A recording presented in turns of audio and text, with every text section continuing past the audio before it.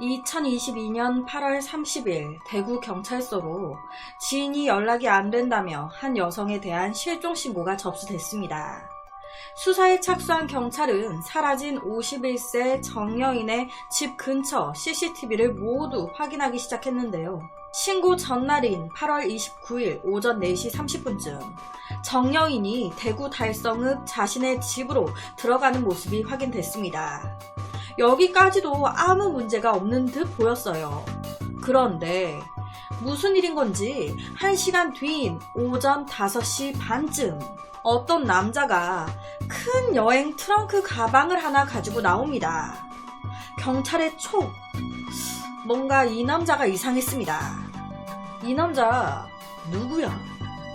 경찰 조사 결과 정여인이 들어가고 1시간 뒤에 여행 가방을 들고 나온 남자는 다름 아닌 정여인의 60대 남편이었습니다. 아내가 들어가고 얼마 안 돼 남편이 큰 가방을 들고 나왔다. 뭔가 불길한 느낌이 싹 들죠. 경찰은 바로 이 남편을 주요 용의자로 보고 남편을 조사하기 시작했습니다. 경찰이 물어본 거예요. 당신 아내가 지금 연락도 안 되고 사라졌다. 아내분에 대해서 아는 거 있냐? 어디 가신다고 말하거나 한 거 없냐? 그랬더니 남편 얘기합니다. 아내요? 몰라요, 어디 갔는지. 내가 그걸 어떻게 알아요? 남편이 너무나도 이상한데 자기는 모른다면서 딱 발뺌을 하니까 경찰은 사건 당일로 추정되는 29일 이 남편이 그 큰 여행용 트렁크를 가지고 어디로 갔는지 파내기 시작했습니다. 그 결과 남편 이 새벽에 경북 성주를 갔네. 왜 갔지 그 새벽에? 성주에 이 남편의 농장이 있구나. 그런데 문제는 그 이후부터를 모르겠는 거예요. 경북 성주 농장으로 경찰이 딱 가서 현장을 막 수색을 하는데 아무런 단서가 없는 겁니다. 원래 이렇게 아내나 남편이 사망하거나 실종됐을 때 제일 첫 번째로 용의선상에 오르는 사람은 피해자와 제일 가까운 남자친구 혹은 여자친구, 남편 혹은 아내라고 합니다. 남편이 죽인 것 같은데 직접적인 증거는 없는 상황. 경찰은 남편을 추궁하기 시작했습니다. 사건 당일 성주에 가셨던데 왜 가신 거예요? 그리고 그 큰 가방은 어디 있어요? 거기에 뭐가 들어있었던 거예요? 지금 볼 수 있어요? 당신이 아내 죽인 거 맞죠? 아내 죽이고 성주 어딘가에다가 유기한 거 아니에요?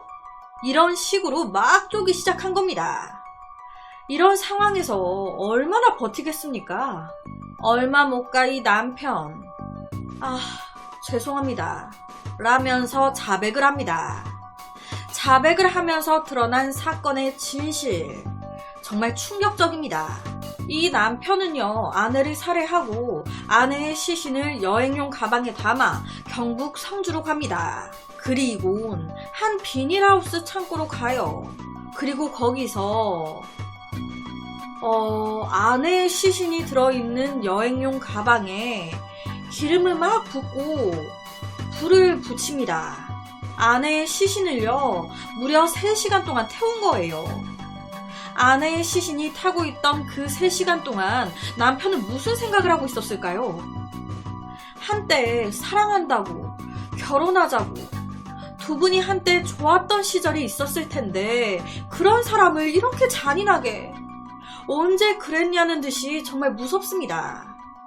그렇다면 이 남편은 왜 아내를 죽인 걸까요?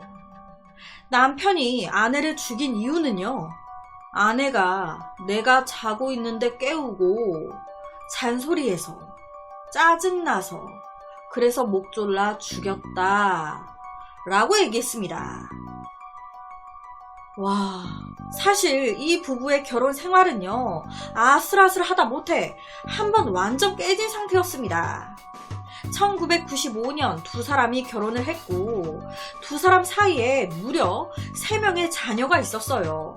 그런데 너무 안 맞아 매일 싸운 거예요.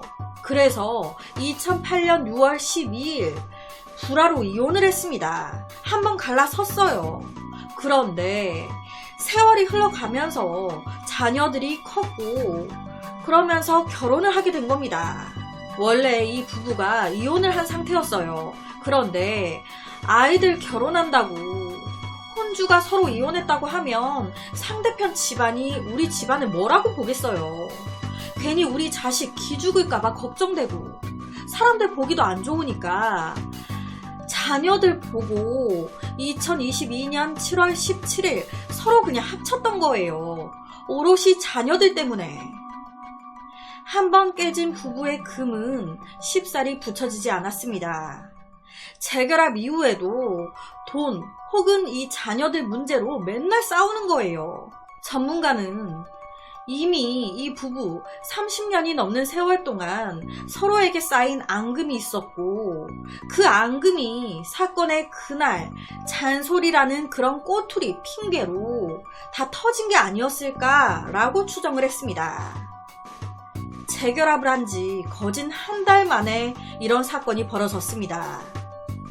그냥 남남으로 계속 살았더라면 오롯이 자녀들 때문에 자녀들만 보고 부부 사이는 끝났는데 서로 감정도 없는데 그렇게 그냥 붙어 산 거잖아요.